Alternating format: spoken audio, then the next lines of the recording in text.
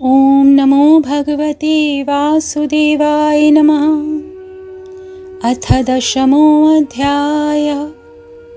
10 प्रकार की सृष्टि का वर्णन। विदुर जी ने कहा, मुनिवर, भगवान नारायण के अंतर्धान हो जाने पर संपूर्ण लोकों के पितामह ब्रह्मा जी ने अपने देह और मन से कितने प्रकार की सृष्टि उत्पन्न की? भगवान, इनके सिवा मैंने आपसे और जो बातें पूछी हैं उन सब का भी क्रमशः वर्णन कीजिए और मेरे सब संशयों को दूर कीजिए, क्योंकि आप सभी बहुज्ञों में श्रेष्ठ हैं। सूत जी कहते हैं, शौनक जी, विदुर जी के इस प्रकार पूछने पर मुनिवर मैत्रेय जी बड़े प्रसन्न हुए और अपने हृदय में स्थित उन प्रश्नों का इस प्रकार उत्तर देने लगे। श्री मैत्रेय जी ने कहा, अजन्मा भगवान श्री हरि ने जैसा कहा था, ब्रह्मा जी ने भी उसी प्रकार अपने चित्त को आत्मा श्री नारायण में लगाकर 100 दिव्य वर्षों तक तप किया। ब्रह्मा जी ने देखा कि प्रलयकालीन प्रबल वायु के झकोरों से जिससे वे उत्पन्न हुए हैं तथा जिस पर वे बैठे हुए हैं, वह कमल तथा जल कांप रहे हैं। प्रबल तपस्या एवं हृदय में स्थित आत्मज्ञान से उनका विज्ञान बल बढ़ गया और उन्होंने जल के साथ वायु को पी लिया। फिर जिस पर स्वयं बैठे हुए थे उस आकाश व्यापी कमल को देखकर उन्होंने विचार किया कि पूर्व कल्प में लीन हुए लोगों को अब मैं इसी से रचूंगा। तब भगवान के द्वारा सृष्टि कार्य में नियुक्त ब्रह्मा जी ने उस कमल कोश में प्रवेश किया और उस एक के ही भू भुवा स्वः ये 3 भाग किए। यद्यपि वह कमल इतना बड़ा था कि उसके 14 भुवन या इससे भी अधिक लोकों के रूप में विभाग किए जा सकते थे। जीवों के भोग स्थान के रूप में इन्हीं 3 लोकों का शास्त्रों में वर्णन हुआ है। जो निष्काम कर्म करने वाले हैं उन्हें महा तपः जनः और सत्यलोक रूप ब्रह्मलोक की प्राप्ति होती है। विदुर जी ने कहा, ब्राह्मण, आपने अद्भुत कर्मा विश्वरूप श्री हरि की जिस काल नामक शक्ति की बात कही थी, प्रभो, उसका कृपया विस्तार पूर्वक वर्णन कीजिए। श्री मैत्रेय जी ने कहा, विषयों का रूपांतर बदलना ही काल का आकार है।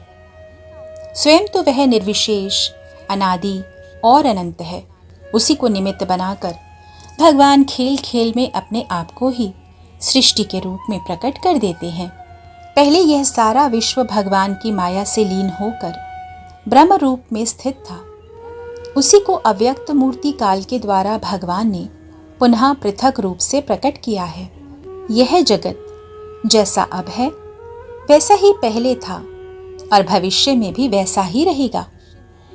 इसकी सृष्टि 9 प्रकार की होती है तथा प्राकृत वैकृत भेद से एक 10वीं सृष्टि और भी है और इसका प्रलयकाल द्रव्य तथा गुणों के द्वारा 3 प्रकार से होता है।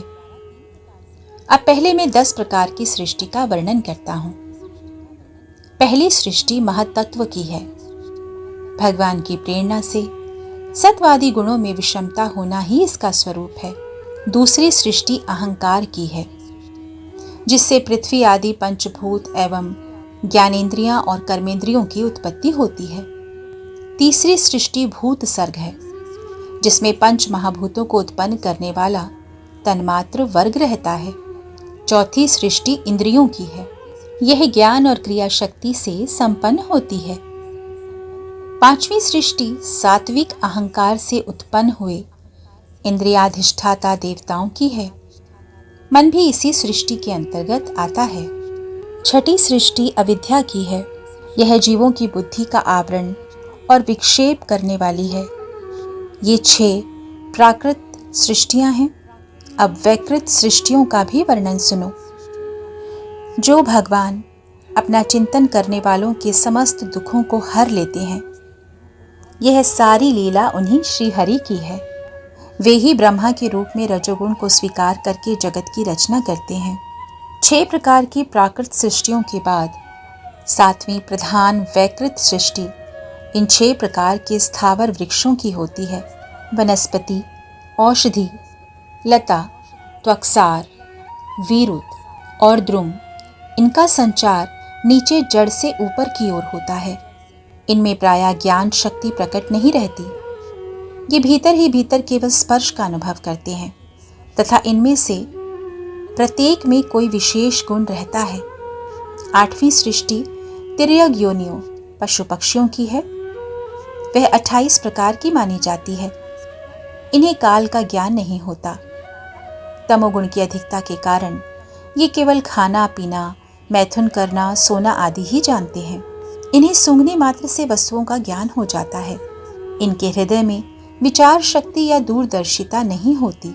साधु श्रेष्ठ, इन तिर्यकों में गौ, बकरा, भैंसा, कृष्ण मृग, सुअर, नीलगाय, रुरु नाम का मृग, भेड़ और ऊंट, ये द्विशव 2 खुरों वाले पशु कहलाते हैं।